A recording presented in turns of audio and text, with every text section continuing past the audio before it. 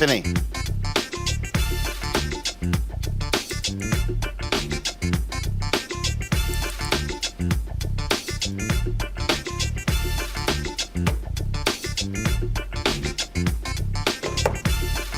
That's why we have a thing there. They can hear you. Okay, Periscope just came up. Got it. Yes, I can hear you. I see we're live on Periscope. We're live on YouTube. Okay, we're live everywhere. Fine, we're going 45 seconds. I see YouTube. Go to Facebook.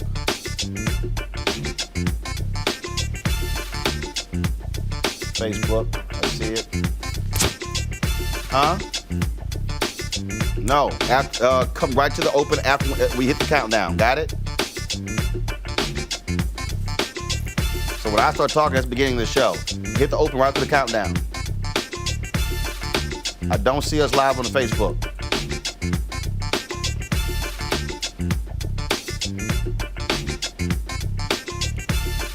First of all, we're live on Periscope. We're live on, but go ahead. Open. He's got it. Whatever the biz, he's on it. Whatever it is, he's got the scoop, the fact, the find. And when it breaks, he's right on time and it's rolling. Best believe he's knowing. Putting it down from sports to news to politics. With entertainment just for kicks, he's rolling. It's on go, y'all. It's Roland Martin, rolling with Roland now. He's funk, he's fresh, he's real, the best, you know he's Roland Martin now.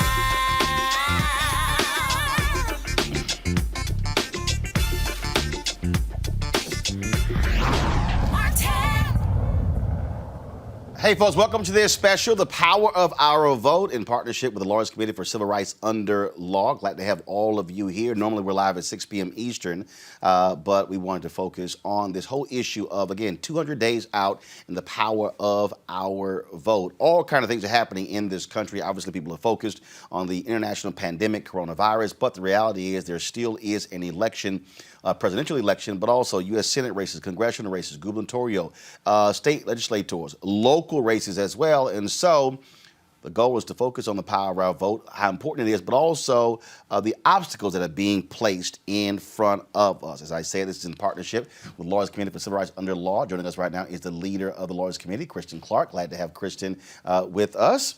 In addition, we have a great lineup of people in this first half hour. Joining us is, of course, Hill Harper, good alpha man, my frat brother. Glad to see you, Hill. Also, we have Rashad Robinson, of course. He leads the Color of Change. Glad to have you, Rashad, and your hat, your ubiquitous hat. And, of course, Brittany Packnett, she also joins us. Packnett-Cunningham, excuse me.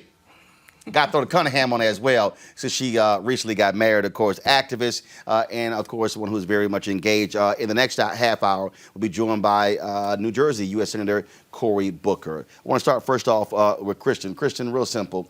We're operating in a moment right now where so many things are happening and people have no idea. We saw just this week in Wisconsin. Yeah. Last week, the sheer madness of Republicans forcing people to go out and vote because they were trying to keep that Supreme Court seat, which they lost. It backfired on them. Yeah.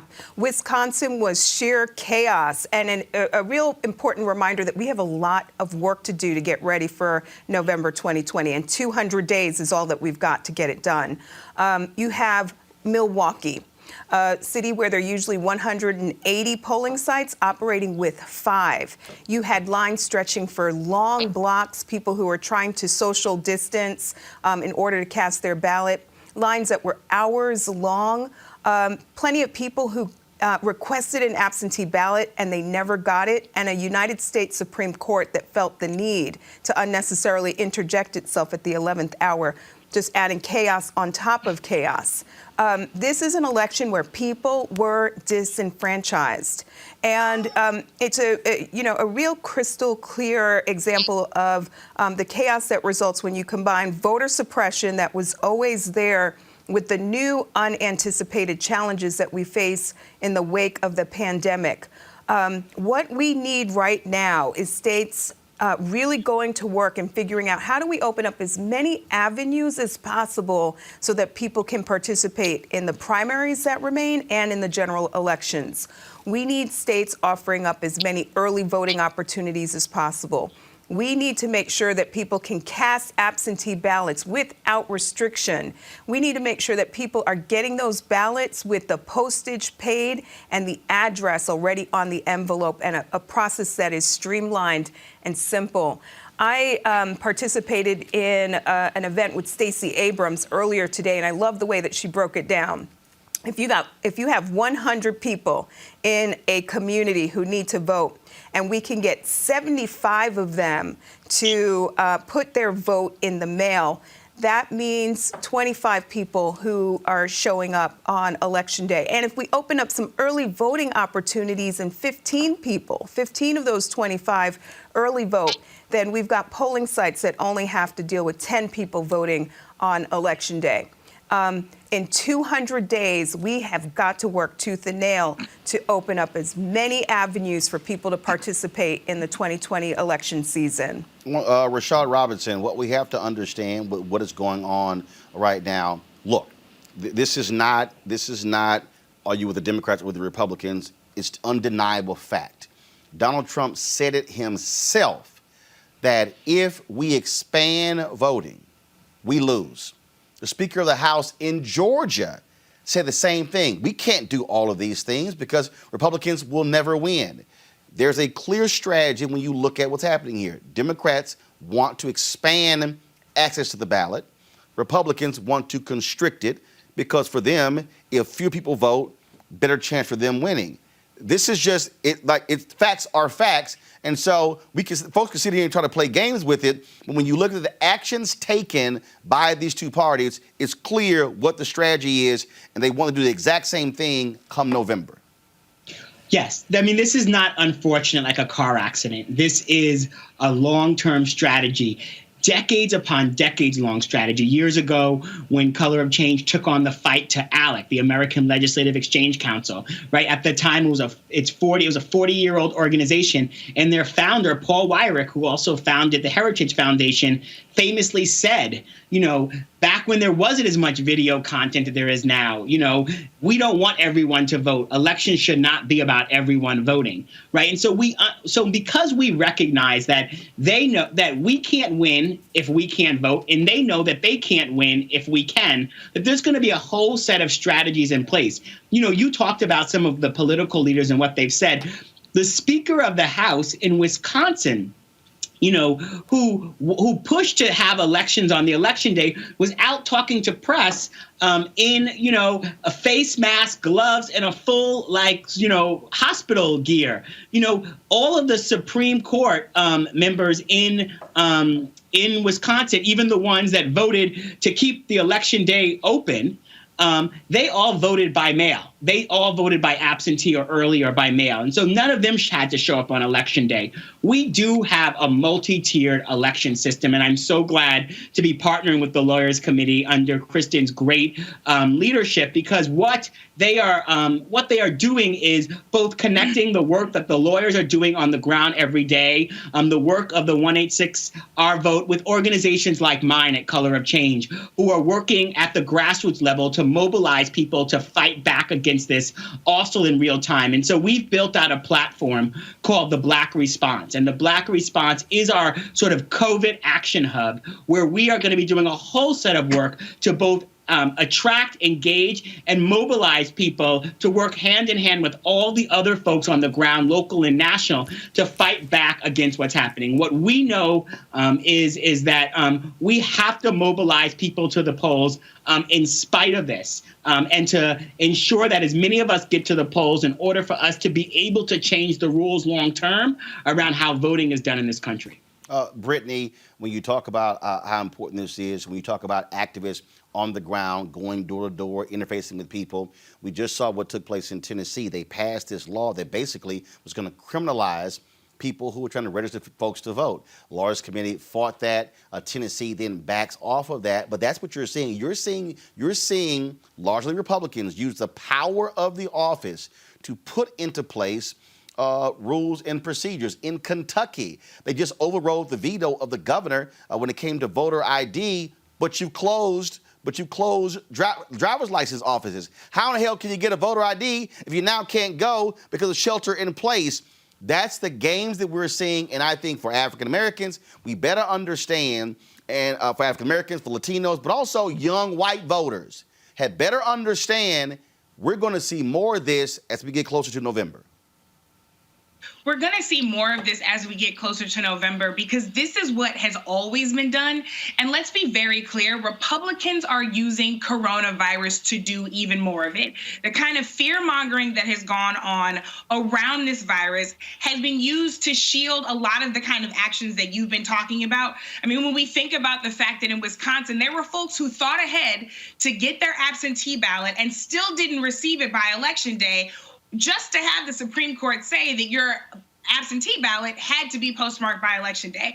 I mean, these are the kind of rules that we're seeing happen all over the place, and they're counting on us either being distracted or fighting each other so much that we don't get it together. Look, I am from St. Louis. I'm a proud member of the Ferguson Uprising, and the work that people like Kayla Reed, Action St. Louis, that Color of Change partnered on to go and engage the very communities that the establishment in Missouri had forgotten about, unseated a long-term incumbent county prosecutor in Bob McCullough. That's the same prosecutor who failed to indict Darren Wilson for killing Michael Brown. Everyone said it couldn't be done, and not only was it done, not only was he defeated, he was replaced by a black county prosecutor and voted in by all of the very people that people consistently said would never, ever show up to the ballot box again. If we engage our people, they vote. If we ask them to vote, they show up in the ways that we ask them to show up. If we educate folks, they engage in the ways in which they've been educated. So we need to make sure that people, as Kristin said, are filling out their absentee ballot applications. We need to make sure that the United States Postal Office is protected so that those absentee ballots can be sent back with postage already on it and prepaid so that people are not restricted from that access.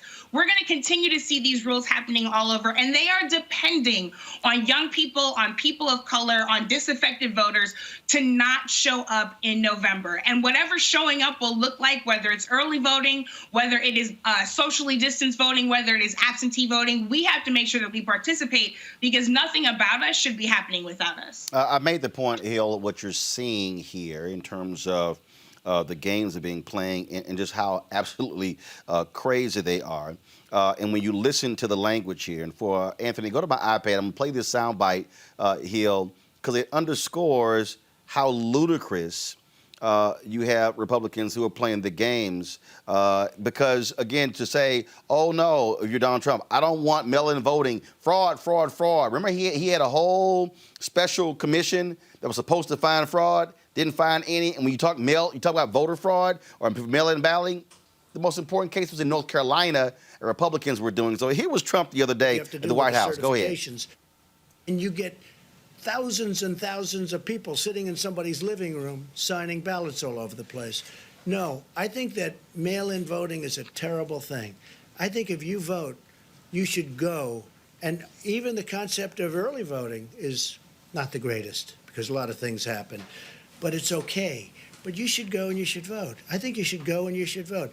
You look at what they do, where they grab thousands of mail-in ballots and they dump it. I'll tell you what, and I don't have to tell you, you can look at the statistics. There's a lot of dishonesty going along with mail-in voting. What you have to do with First, the certifications. that's a lie, Hill. And because, again, that's a lie. That thousands, you can see the statistics. But what he's describing is exactly what Republicans did in North Carolina, where it was so bad that even the Republican Party had to say, yeah, we're going to need another election because we got to throw this one out. But here's the crazy thing, Hill. He voted absentee in Florida. In Wisconsin, the state Supreme Court justices who ruled against the extension of absentee balloting, all of them voted absentee. That shows you how ludicrous these arguments are. Absolutely. But Roland, I mean, that's been part of the game plan, obviously to be able to just say whatever you want, whether there's any truth to it, and then allow a huge discussion about lying or he's not telling the truth happen while all these different measures are being put in place at the same time to disenfranchise folks. I mean, obviously, I'm very proud to for the last 4 years to serve with the Lawyers Committee for Civil Rights as their national ambassador. And Kristin Clarke has done an amazing job, and most of which folks don't even know, going to places to fight things like what was going on in Texas with voter ID laws, what's happening in Tennessee, North Carolina, et cetera. It's absolutely essential. And Brittany's right. And what Rashad's doing with Color Change, it's all true. But we have to remember that one of the number one ways folks, particularly men of color, being disenfranchised is being disenfranchised based off having a criminal history.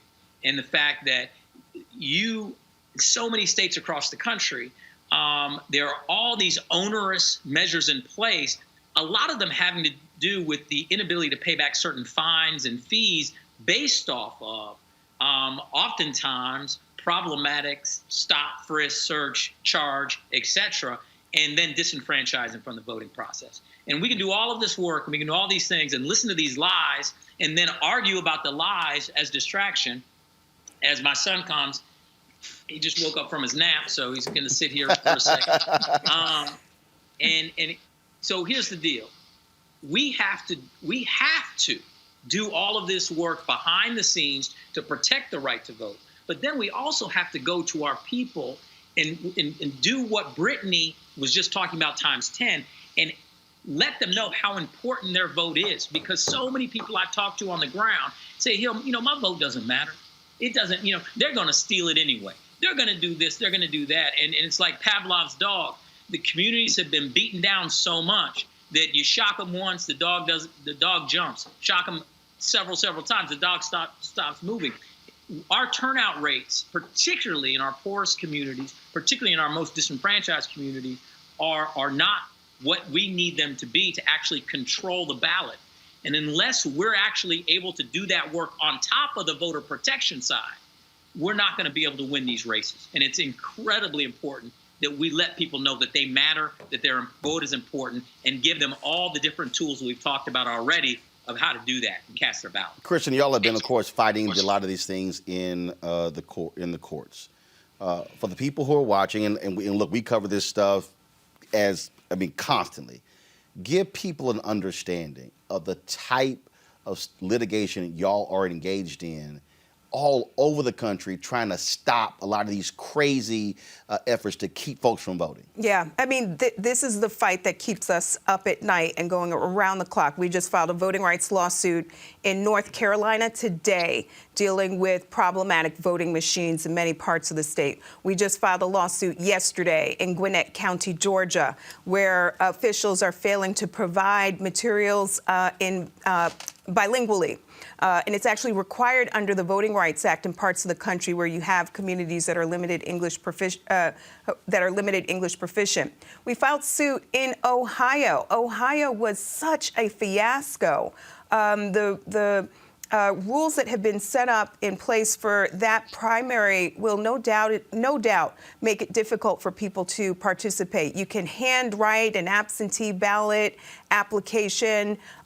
We fought and we were unsuccessful.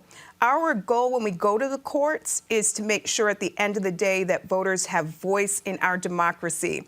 And we don't win every single fight, but we also don't turn a blind eye to voter suppression when we see it. And sadly, voter suppression is alive and well across the country. And it's fueled in part by President Trump, who at every turn uses his bully pulpit to spread falsehoods, lies about vote fraud. You talked about the speaker in Georgia. He's actually launching a so-called task force to study purported fraud with absentee voting. We know that this is all about discouraging states to do the hard work that's really needed in the midst of this pandemic to ensure that people can exercise voice in our democracy. So we are in the courts. We've got Color of Change that's in the street and really marshaling digital advocacy as a weapon to activate people and to fight back. We have Brittany, who is a tremendous and powerful voice speaking truth to power. We have folks like Hill Harper, who is using his platform to encourage people to get out and vote. And that's what it's going to take. It's going to be a multi-tiered strategy from now and for the next 200 days to make sure that we can overcome the barriers that stand between us and the ballot box.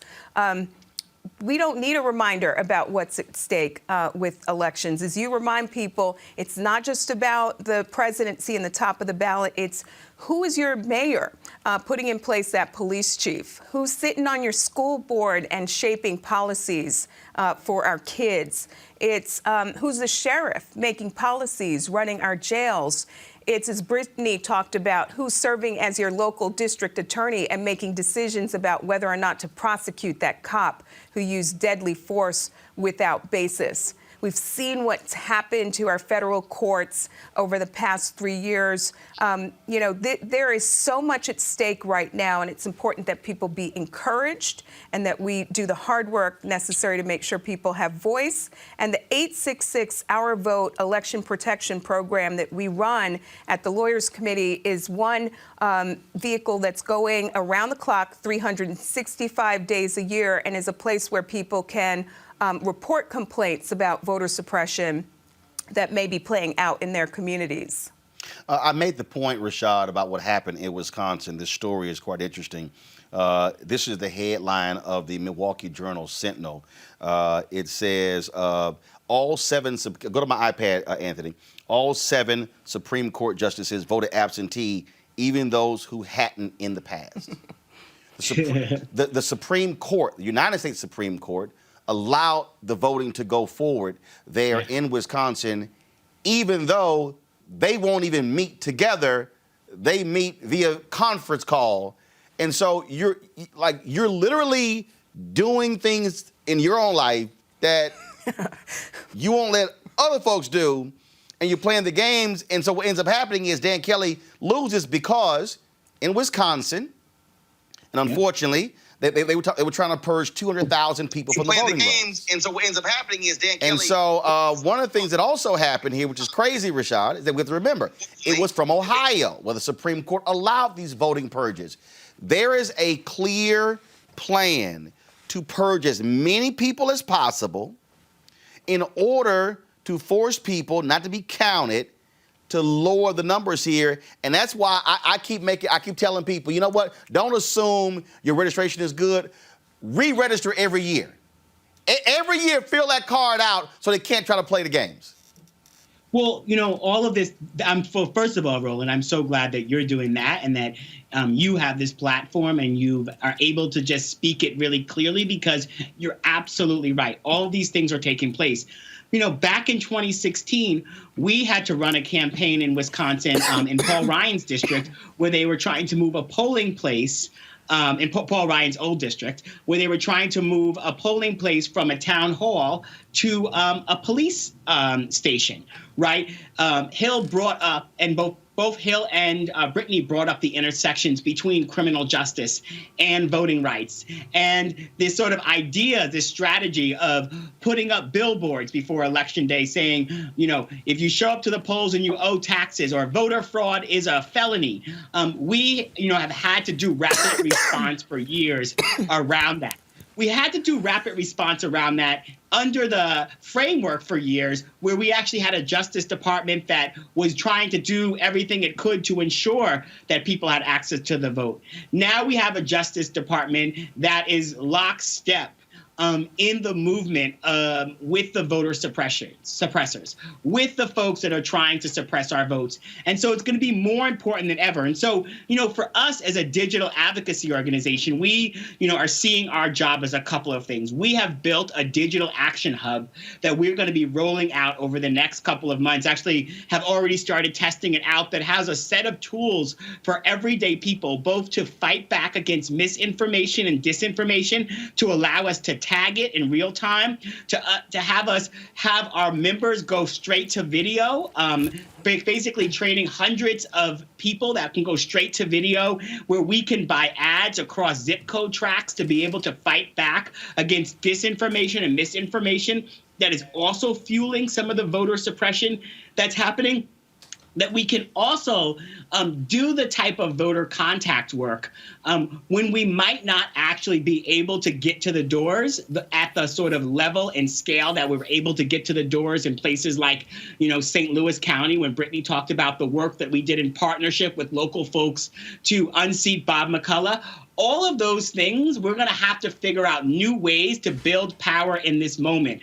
But what's clear is that we do have to do the work around communications, around mobilization, and around organizing in order to get people to the polls this election cycle. We cannot just simply leave it up to fate that people are going to be upset about what's happening in this country. People are facing a lot of pain.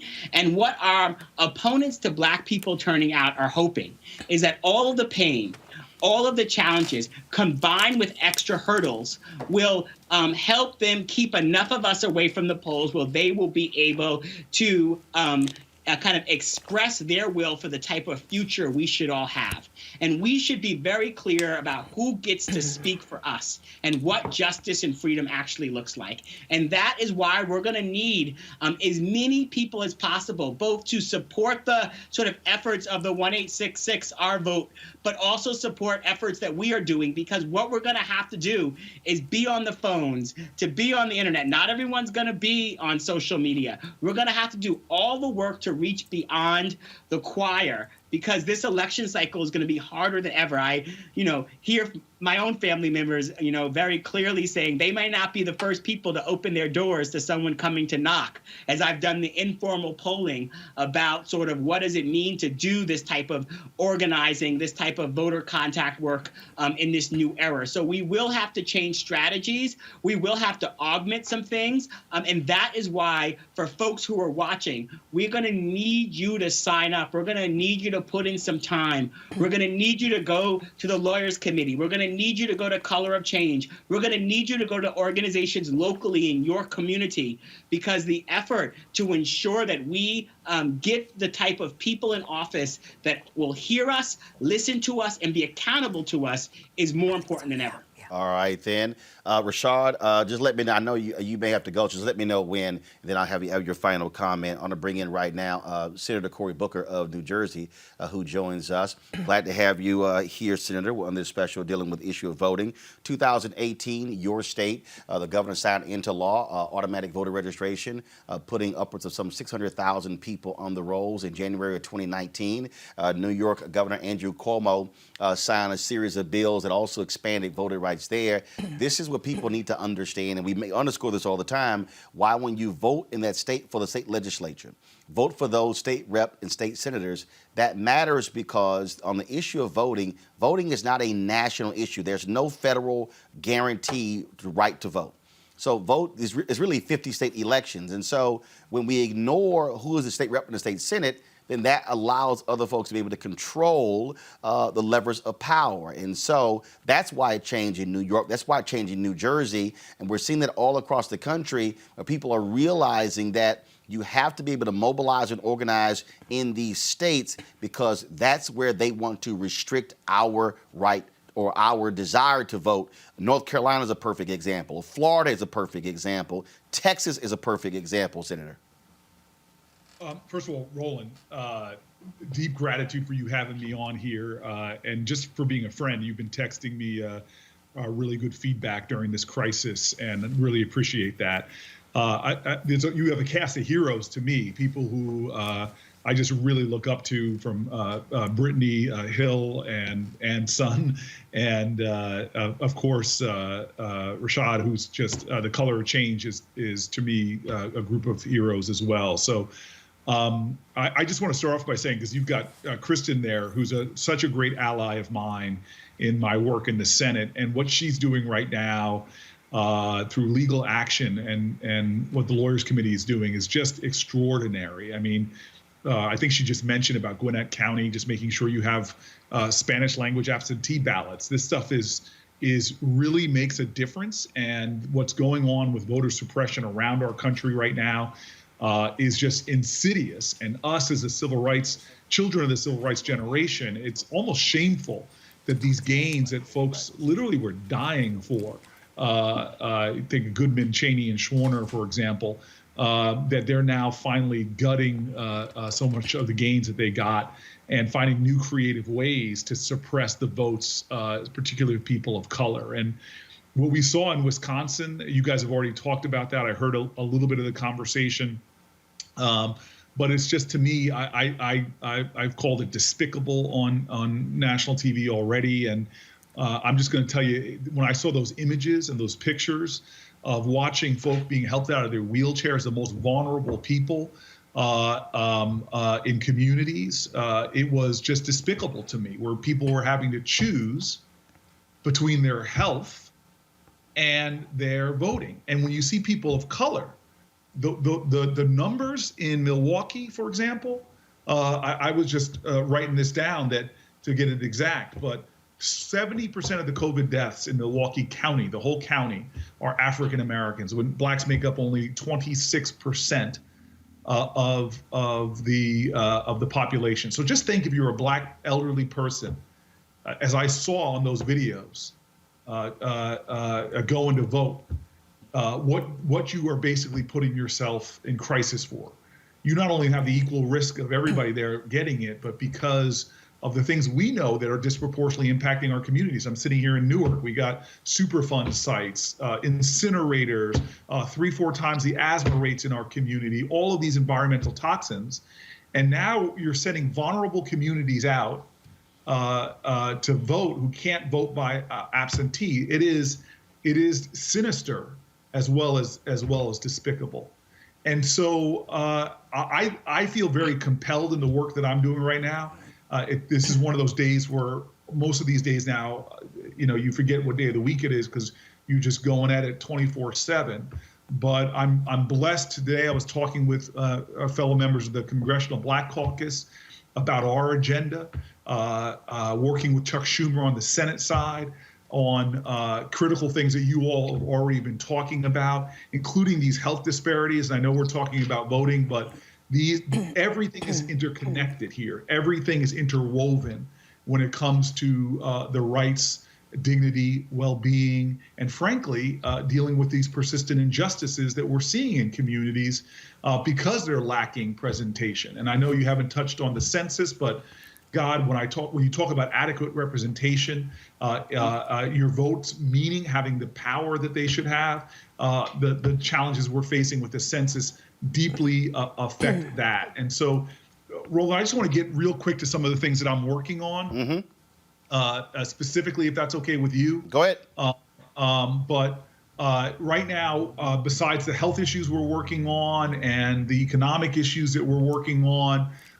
we were able to get into that last bill about $400 million in election assistance to states. It's a first step, but it's still only a modicum of what is actually needed. And so we have a big effort in the Senate Democrats of trying to get a lot more resources in there to make sure we have strong voter provisions in this next coronavirus bill. And that really means 4 things that I want to drill down on. First, we believe strongly, and you guys have been talking about it, in voting by mail. Good enough for the president, good enough for state Supreme Court members like we saw in Wisconsin. No one in America, especially at a time that if you're looking at the modeling I'm looking at, we could have a blip up again of coronavirus in November. Nobody should have to choose between their health and exercising what is a sacred right when it comes to voting. And there are different ways we can do it. We're talking about a lot of this, whether it's expanding vote by mail or by requiring every state to send every registered voter a ballot. When you're talking vote by mail, there's a number of things that are really important. You guys might have already mentioned these, but it's about having postage paid. It is about not having these signature match programs be done in a way that that we already know that they are used in a way to undermine the votes of blacks and Latinos. It means that if you get your ballot in by the election day, it has to be counted, even if it comes in later past election day. So we need to make sure that we are emulating and expanding upon the success that we're already seeing in a lot of states that are leading the way, from Oregon to Colorado to Utah. These are places that have that put in place very robust vote by mail systems, and it's something that we need to do. And again, as Wisconsin shows us, that just by having a vote by mail system, it does not necessarily mean it's just. Second, we need to ensure access to early voting through an extended in-person early voting period. It's something, again, that we are trying to figure out federal levers to incentivize states to take on that practice. Third, we absolutely need to expand options for voter registration, like online voting and same-day voting. It's something that I'm pushing hard as a part of my agenda. I think, as you gave my state a lot of props for that, that should not be something just by having the privilege of living in New Jersey. And I know y'all are jealous for not living in Jersey. Really? Yeah, I had to go there, man. I had to go there. Okay. I know you got state envy, Roland. Keep moving. But we need to make sure that this is a national program. And fourth, we need to make sure that we are preparing for this election. What we saw in Wisconsin, we should make that the motivation for us to be marshaling all of the resources and activism we have to make sure that that is not the picture in November. And that means making sure that we are doing everything to expand access for those people that are being so often shut out from participation, not just people of color, but people with disabilities. Right. People with English language proficiency issues, low-income people in general, Native Americans. We need to make sure, as we saw in the last election, the Native communities, that in North Dakota, that state did targeted efforts to try to disenfranchise Native Americans. And so that's overall the agenda that we're pushing in the Senate, trying to get resources there. We've got roughly 200 days. And we should be working on this with the same sense of urgency and activism that our ancestors in the civil rights movement were doing, because in many ways, the stakes are higher right now in this election. And I know what the difference this could make in terms of who controls the Senate, which affects judges, who controls the presidency, which affects existential issues from environmental justice and the climate crisis, all the way to pressing issues that we were making progress in under the Obama administration. Remember, the president had the 21st Century Task Force on Policing, which had so many great recommendations in that have not been implemented, an attorney general that was willing to do consent decrees. Got it. So all of these things are on the ballot, and we've got to make sure people have access. Brittany, you heard the senator say right there about how you got to mobilize and organize. What are the conversations you are having? And Hill, you can jump in, and Rashad, you can jump in on this as well. What are the conversations y'all are having about how people can mobilize and organize where you can't go door to door, where you can't do all the things that we traditionally do when it comes to getting people ready to vote? Sure. Well, first of all, just so much respect for Senator Booker and the work that he's continuing to do for us and on our behalf in the Senate in fighting this issue and getting out ahead of it. Look, we really need to get back to our value of community in this moment. It is a Western dominant idea that we should all be out for ourselves and that individualism should rule the day, when in fact, as a community, our values are rooted in communal power. They are rooted in making sure that what is affecting your neighbor, we understand is affecting ourselves. And so those are the kind of values that we need to lead with in this moment. Look, we have the technology, so we can get creative with it. We know where our folks sit, whether they are on the internet or off the internet. So it is about us taking out our phones, sending all of our loved ones the link to vote.org and say, check your registration today. Because as you said, Roland, sometimes we can get thrown off those voter rolls and not even know about it. It is about leveraging leaders in the faith community as they stream out to their congregations to make sure that they are empowering people with the tools that they need to make their voice heard in November and beyond. It is about making sure that when those aunties get on the conference call like mine do, that you are sharing the information with them and that you are texting out the link to download your absentee application to the family group text. Yes, it is about all of the organizing that established organizations like Color of Change and so many others are doing, but it is also about us recognizing the power of community. It is about us recognizing that our vote does more when we can vote in a block and actually communicating that with the people that we love. It's also about educating the people that we love. I have a lot of college students in my life who think that their vote doesn't count for anything. They're saying the same things that Hill has heard from people that he loves and cares about. So I've been having the conversation that doesn't patronize them, right? That doesn't say, you need to go and vote because I said so, right? We know that that's actually not an effective strategy to condescend someone into voting. It is a much more effective strategy to ask someone why they feel disengaged and disaffected by this system, and then to have a conversation about what happens at the polls that directly affects them. So yes, I want you to care about who's running for district attorney. I also want you to care about who's running for president, because they will have a hand in whether or not you can continue to pay for college. It's about making sure that people know about what's going to be in front of courts. It's about making sure that people know about the power that cabinets have to create rules and regulations that affect our everyday life. It's about making sure that our folks and our loved ones who take advantage of public housing know that the president decides who runs that HUD department. We have to actually be having these conversations with the folks that we have influence over, that we have power over, and who we know trust us so that they can get honest, correct information and access to the things that they need to make sure their voices are heard. Rashad and Hill. Let Hill go and I'll jump in. Okay, I think Brittany's absolutely right. This conversation is bringing me back to my days at Harvard Law School when I learned about Charles Hamilton Houston or Thurgood Marshall.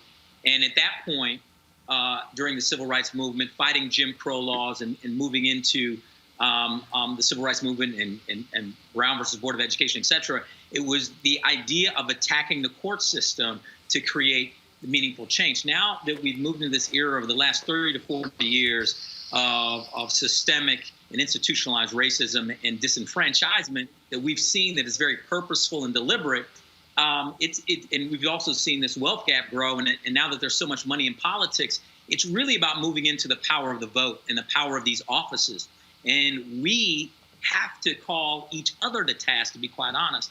There's a frustration. I've been doing a lot of work in Flint, Michigan, and Flint is one of the poorest cities in the country. 41% of the people live below the poverty line. The vast majority of those are Black women, ages 24 to 35, most of whom are single moms.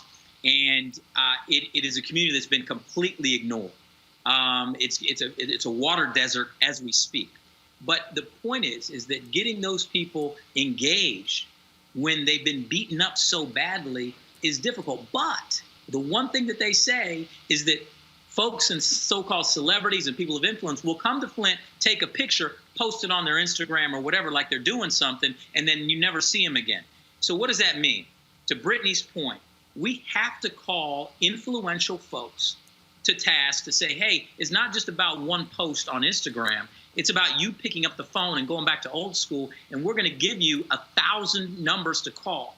And when those folks get a call from Roland Martin or Senator Booker or Puffy or an athlete who's local or anybody, a politician, someone that they know, and talking about different ways that they can make a difference, everybody on all tiers has to show up and do work and do meaningful work to get people involved and get people engaged. I know Senator Booker loves this quote because I've seen him speak many times, and he's an eloquent brother, and he loves to pull out this quote, which is true, from Dr. King: "The arc of the moral universe is long, and it bends towards justice, but then he'll say it doesn't bend on its own." And we, all of us, have to start doing the bending.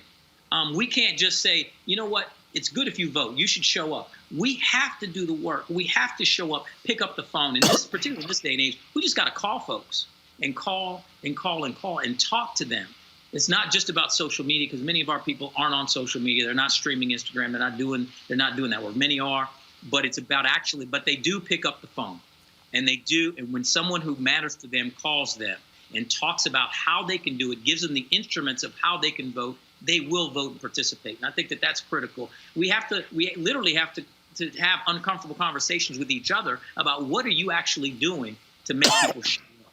Everybody here on this round table is doing the work, but there's a whole lot of other folks that we all can name that talk like they do something, but they're really not doing anything. And we have to have those honest conversations to say, you know what, I'm going to lean on you. I'm going to send you 1,000 numbers and 1,000 names, and over the next 3 weeks, will you make these calls and commit to that?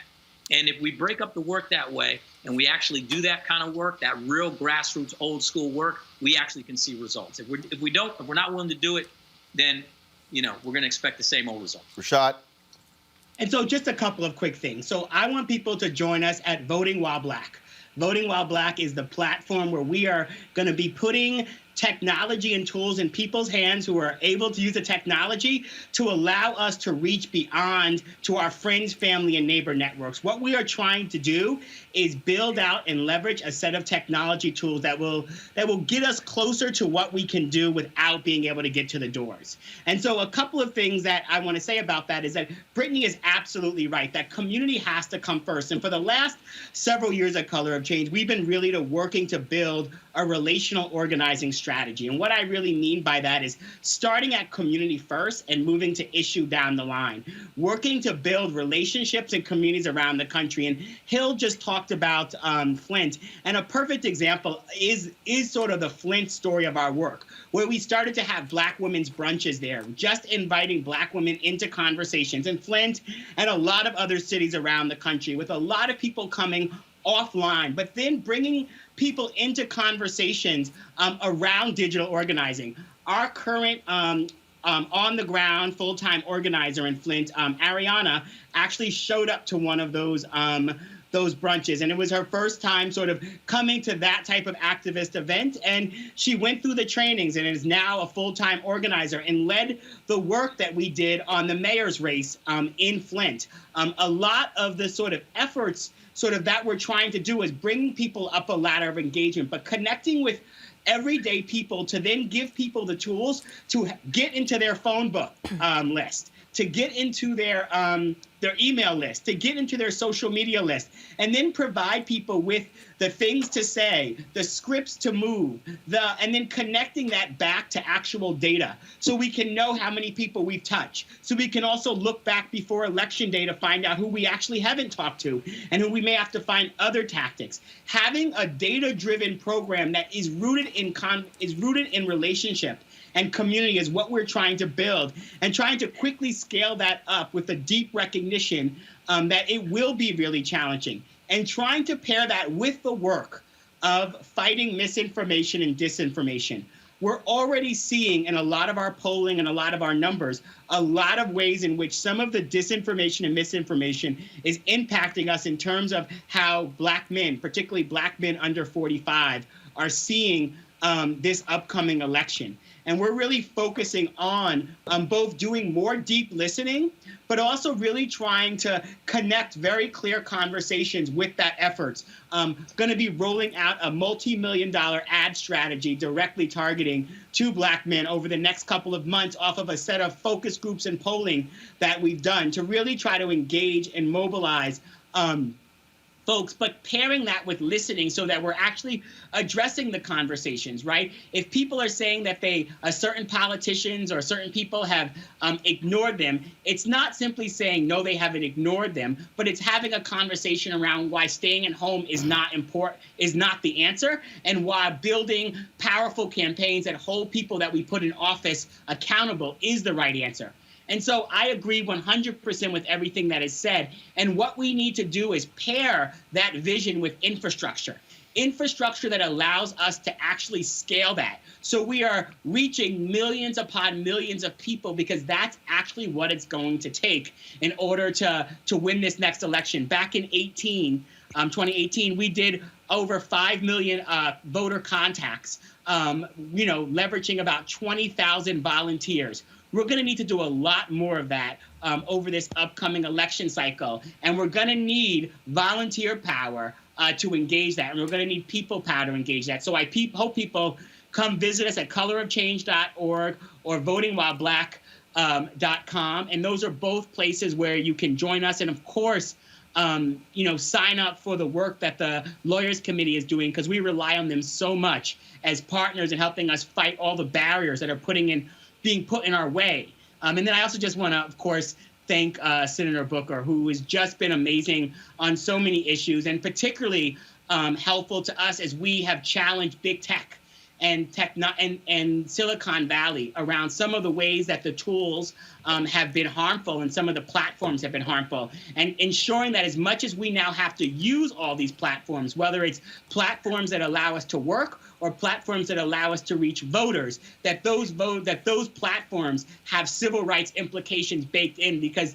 they are sort of oftentimes able to build, grow, and move without having to deal with civil rights, and oftentimes not having to hire Black and brown people in the first place. And so having folks like Senator Booker do the questioning, create the policies, and ask the tough questions and do the pushing is so important as well. We got about 10 minutes left, and so what I want to do is I'm going to go to Kristin and Senator Booker. Then we're going to do a final round with Brittany, Hill, and Rashad. Kristin, I'm going to go to you. Hey, Anthony, go to my iPad. You sent this tweet out 6 hours ago.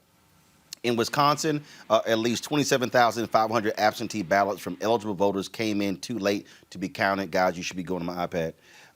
More than 11,000 voters who requested, you should see it now, more than 11,000 voters who requested ballots were never, ever sent one. Okay, so that's a tweet you sent. In 2016, Trump wins Wisconsin by 22,748 votes. Now, I'm not assuming that all of those absentee ballots, let's say this was the presidential election, would go to a Democrat or Republican. But to say 27,500 people that came in too late to be counted, 11,000 never got one, right there, that's 38,000 ballots. That's more than the margin of victory in 2016. And so people need to understand the work that the Lawyers Committee is doing. We're in a situation where literally every single vote can make the difference. Yep, that's right. That is the story of democracy. Every vote counts. And the reason why... Or doesn't count. Well, the reason why we see hostile election officials peddling these vote suppression schemes is because our elections have come down to these razor-thin margins. You peel off a few people in Milwaukee, you peel off a few people in another community, and all of a sudden you can turn the fair outcome of an election on its head. It's why this moment demands that we be vigilant. It's why this moment requires that we really take this time that we have at home with our families, as difficult as it may be to not be carrying out our ordinary lives, to think about what is the work that we can do right now to make sure that we have voice in the 2020 election season. History has shown that when African Americans turn up, when we show up and exercise our voice, we can shape history. And the ink is not yet dry on the role that we will play in the 2020 election cycle. I think that we can claim this moment to, one, start doing the work to make sure that our communities are registered. As Brittany pointed out, our churches are shuttered. Our campuses are shut down. Grassroots activists are not able to knock on the doors in the way that we would ordinarily do in order to unleash the power of people who are not yet registered to vote in our country. So working right now to make sure that they know about online voter registration, if it's in their state, is critically important. Making sure that we're pushing for same-day voter registration as a last-minute option to bring people onto the registration rolls in November has to be a part of our strategy. I am really grateful for the leadership that Senator Booker has taken on many of these issues. We have a $400 million allocation that has been put forth for states to begin to do this work right now.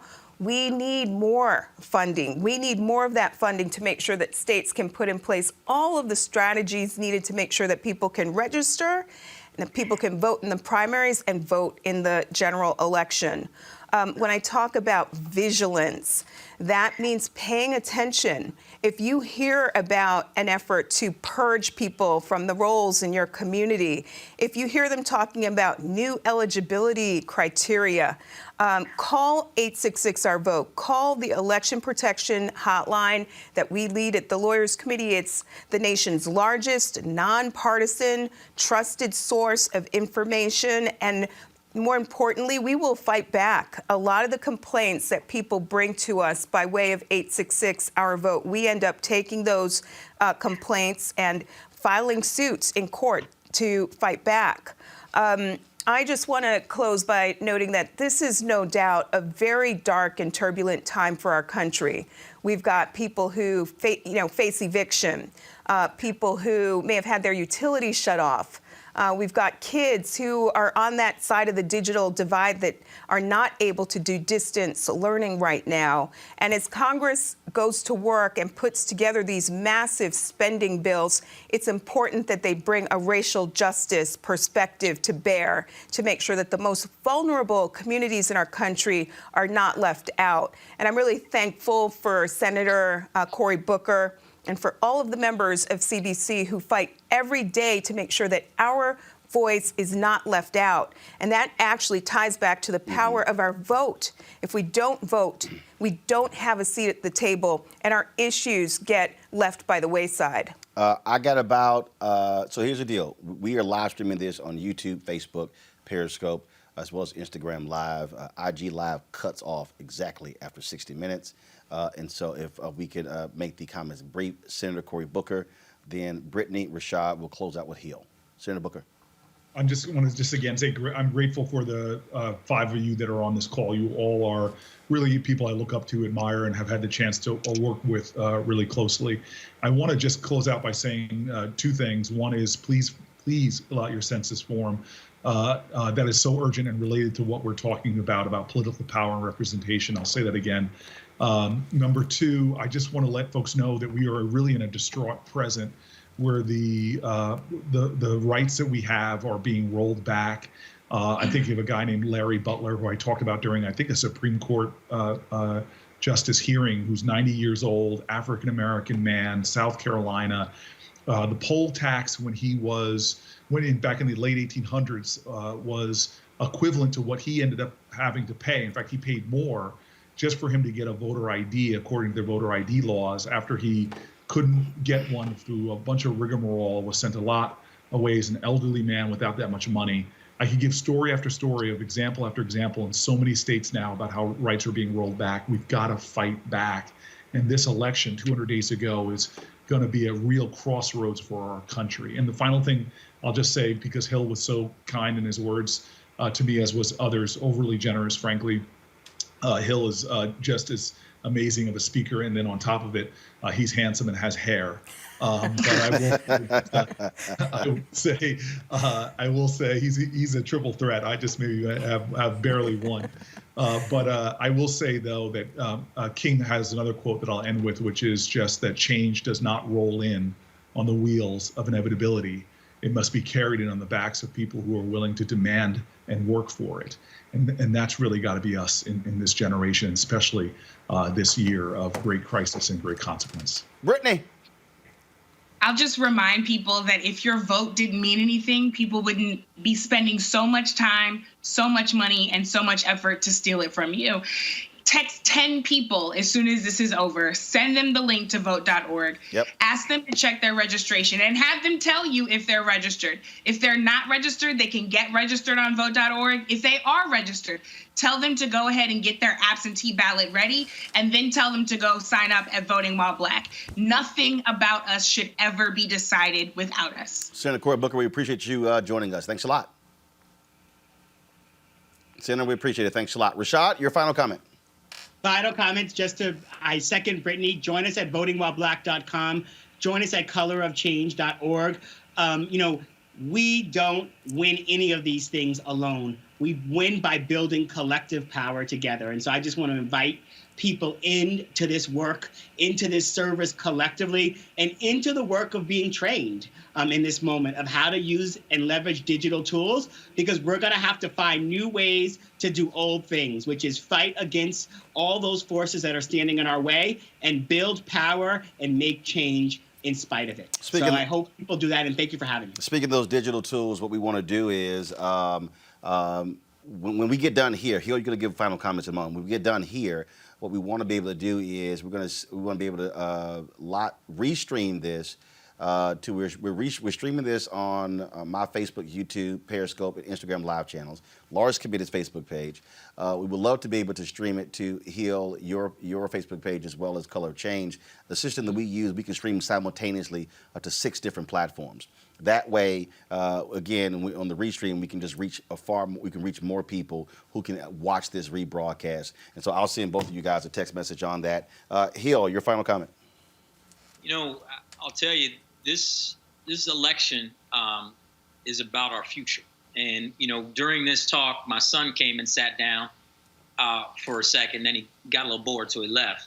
But it's about him, and it's about all the little young girls, young boys that look like him and don't look like him, and all of that. This election, all the way down the ballot, is going to influence the next 30 years in this country.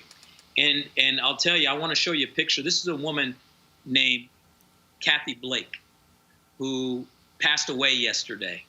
She was an organizer that I worked with in Flint, and she was an amazing woman. You just see her smile and just who she is. And she tirelessly organized volunteers. We did all these educational sessions about litigation in Flint, and we're still in the federal courts and fighting for the community to set up a victims fund.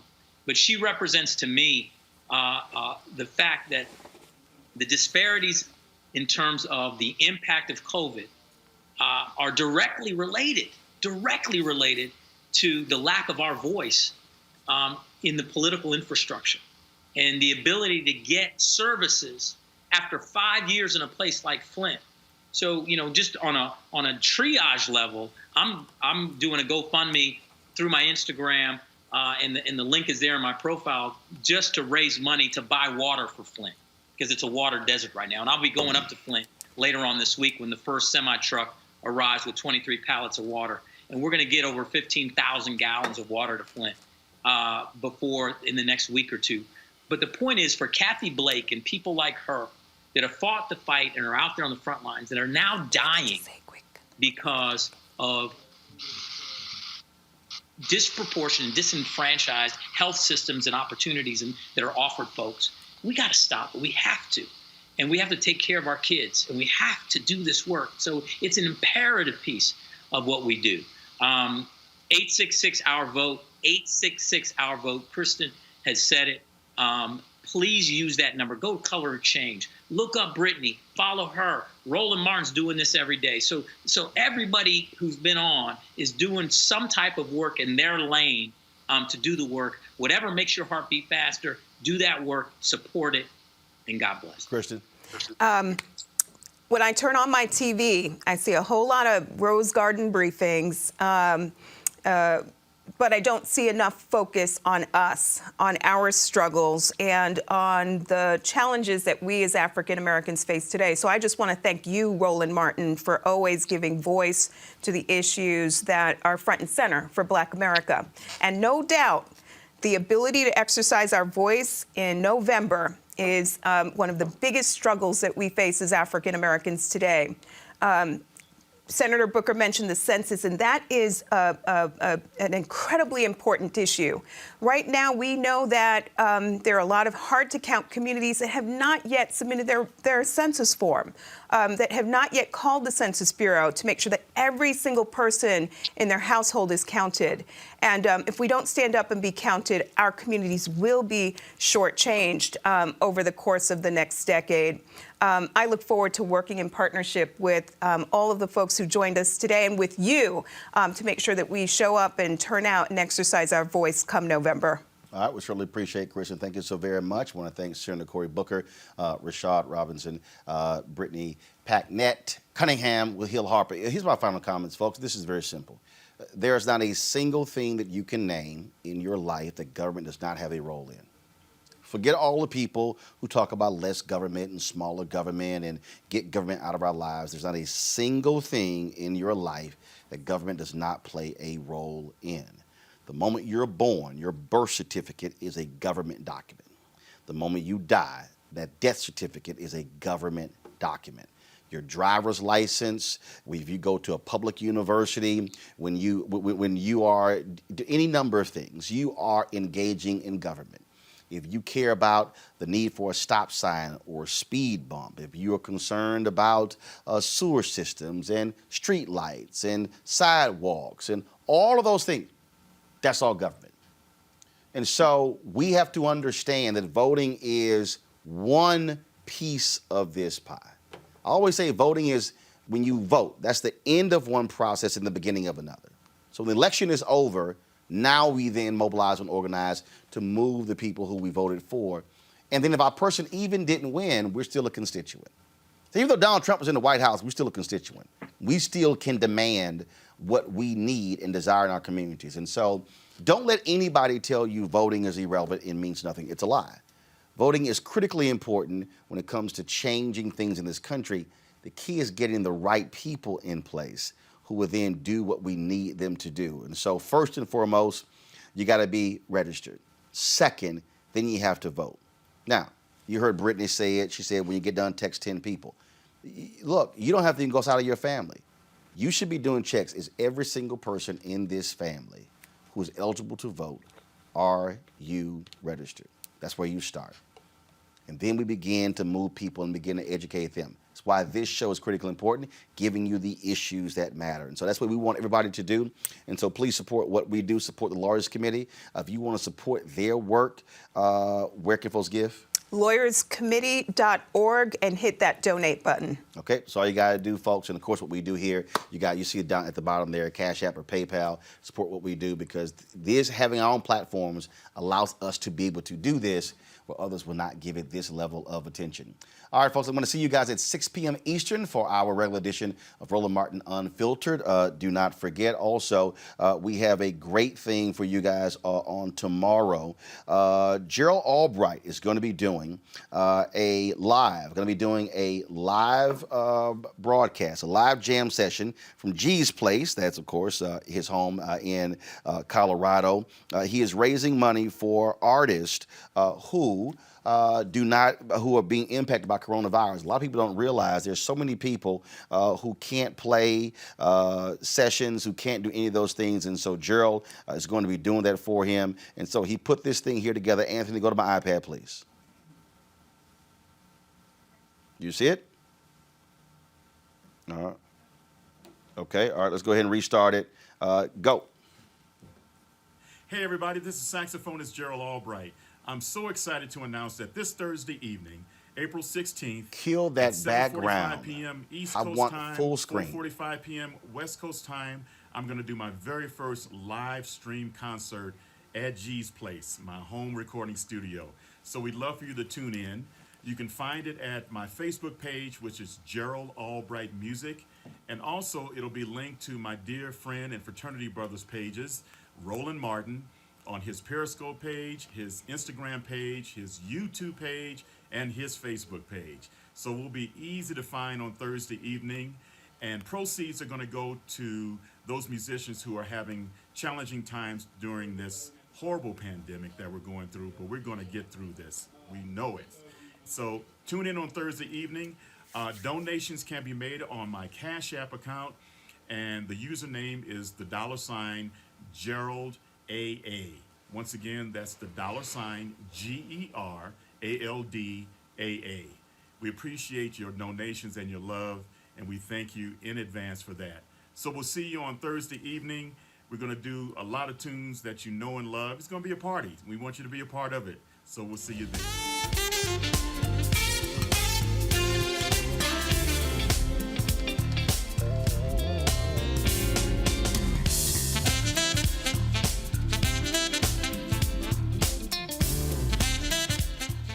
Folks, as soon as we end, when we hit end, this will immediately archive on YouTube and our Facebook page and Periscope. Please share it with as many people as possible. They can hear the content that we just had for the past hour. Thanks a bunch. I'll see you guys later. Holla! All right. Groovy. Indebted. Cool. Thank you. Go.